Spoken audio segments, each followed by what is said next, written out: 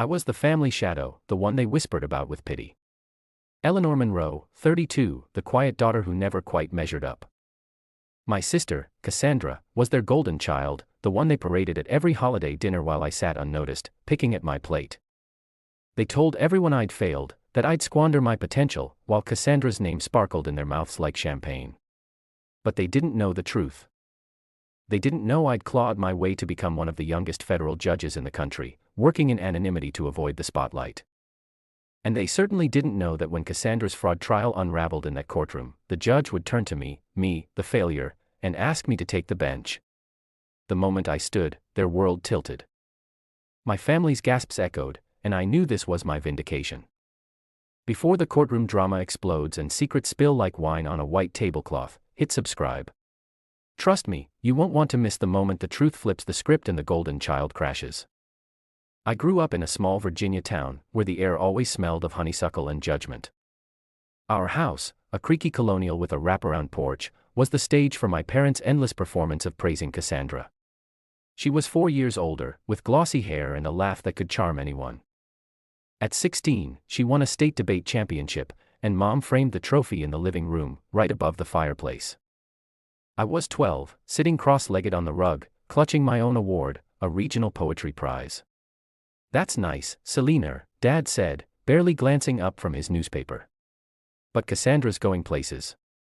The word stung like a paper cut, sharp and lingering. By high school, I'd learned to fade into the background. Cassandra's achievements were a symphony: captain of the cheer squad, valedictorian, accepted to an Ivy League business school. My parents threw her a graduation party in our backyard, the air thick with barbecue smoke and neighbors' chatter. I'd spent weeks painting a mural for the event, vibrant swirls of color on a canvas tarp. When guests complimented it, Mom waved her hand. "Oh, Eleanor dabbles in art," she said, as if my hours of work were a child's scribble. Cassandra, meanwhile, basked in toast to her future as a CEO. I slipped away to my room, the hum of cicadas outside my window drowning out the laughter below. My best friend, Lila, was my lifeline. A wiry girl with a knack for fixing anything: cars, computers, broken hearts. She saw me when my family didn't. "You're not invisible, Elle," she'd say, sprawled on my bedroom floor, her sneakers tapping to some silent beat. "You're just biding your time." Lila's faith kept me going, as did Mr. Hargrove, my high school English teacher. He read my essays and poems, his red pen circling phrases he called quietly brilliant. He was the first to suggest I consider law, seeing my knack for logic beneath my shy exterior. "You've got a mind for justice," he said, handing me a pamphlet for pre-law program. I tucked it away, a secret seed of ambition. College was my escape. I studied at a state university far enough from home to breathe.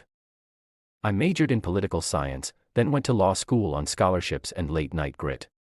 My parents sent perfunctory emails, "Hope you're managing, Eleanor," while Cassandra's corporate promotions filled their holiday newsletters. I didn't tell them when I passed the bar or when I was recruited for a federal clerkship. I wanted to prove myself without their applause. By 30, I was appointed a federal judge. Working in a specialized circuit handling sensitive cases, my identity shielded to protect the process. It was lonely, but it was mine.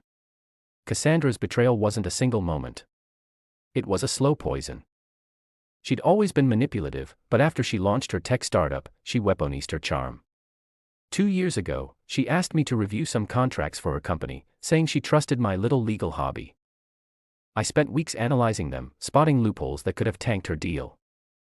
I sent her detailed notes, expecting a thank you. Instead, she took credit for my work at a board meeting, calling it her instinct for detail. When I confronted her, she laughed it off. "Come on, Elle. It's not like you're doing anything big with your life." Then she posted on social media about her genius contract fixes, tagging our parents, who flooded her with praise. "So proud of our star." Mom wrote, "I got a text from Dad. Don't be jealous, Eleanor. Support your sister." The betrayal deepened last spring. Cassandra's startup was under investigation for fraud, shady accounting, inflated revenue. Investors misled. She'd built a house of cards, and the feds were closing in. I heard about it through legal circles, not family. When I called Mom to check in, she snapped, "Why can't you be more like Cassandra?" She's fighting for her company while you're, what, filing papers somewhere. I didn't correct her. I didn't tell her I was a judge, that I'd been quietly climbing while they assumed I'd stalled. Instead, I hung up, my hands shaking, and called Lila. They think I'm nothing, I said, my voice cracking. Lila, now a mechanic with her own shop, didn't sugarcoat it. Then show them L. Let them choke on their own words. The breaking point came when Cassandra's trial was announced.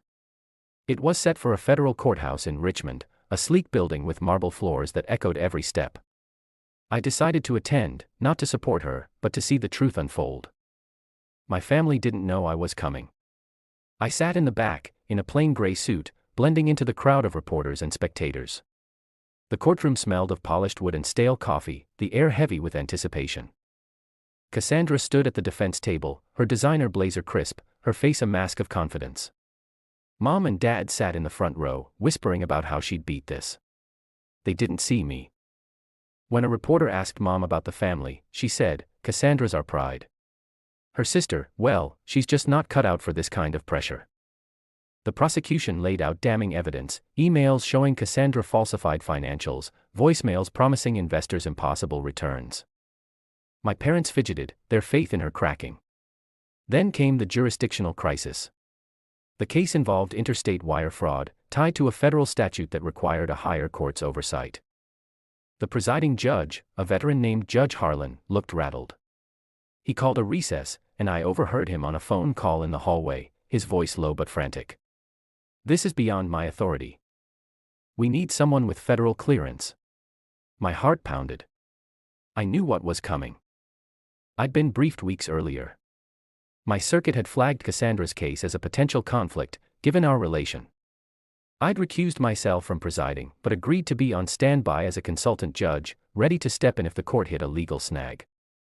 I hadn't expected it to happen so publicly. When the session resumed, Judge Harlan stood, his face pale. "This court is not equipped to handle the complexities of this case," he said, his voice carrying over the murmurs. Then he turned to the back of the room, where I Saturday, "Would you please take over, Judge Monroe? This case is above my jurisdiction." The room went silent. Every head turned. My parents' eyes widened, their mouths open like fish gasping for air. Cassandra's confident smirk faltered. Cameras clicked, their shutters a staccato beat. I stood, smoothing my suit, my legs steady despite the adrenaline. "Yes, Your Honor," I said, my voice clear. The bailiff's call rang out. "All rise for the Honorable Judge Monroe." My family stood, their faces a mix of shock and shame. Lila, in the gallery, grinned like she'd just won the lottery. Taking the bench felt like stepping into my own skin for the first time. The gavel was heavy in my hand, it would smooth from years of use. I didn't look at Cassandra or my parents. I focused on the case file, its pages dense with evidence of her fraud. "This court will now proceed under federal jurisdiction," I said, my tone even but firm.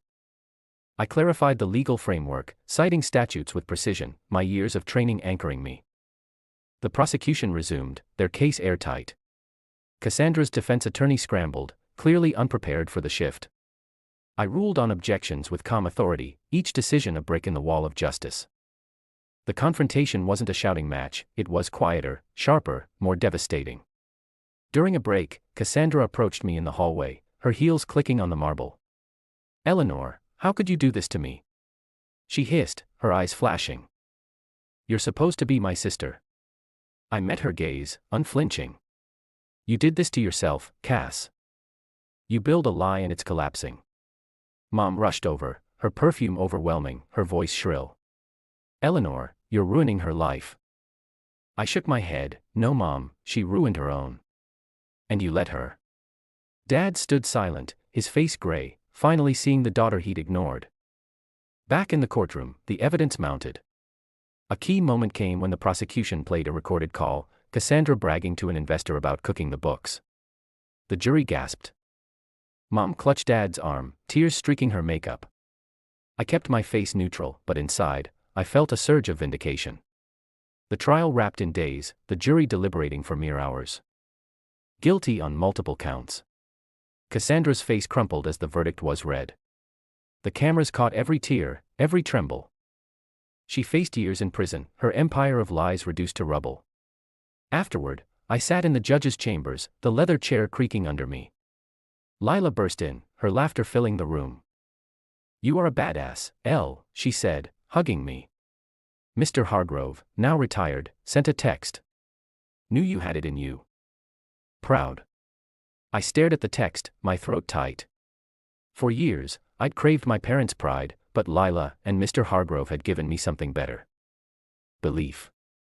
I didn't speak to my family after the trial. Mom left a voicemail, her voice shaky. "Eleanor, we didn't know, we're sorry." I didn't call back.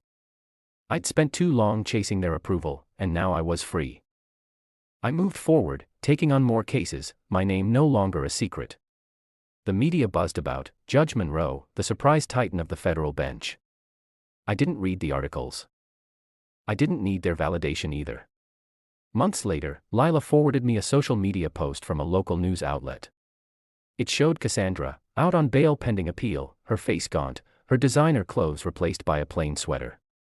The comments were brutal. "Fraudster got what she deserved."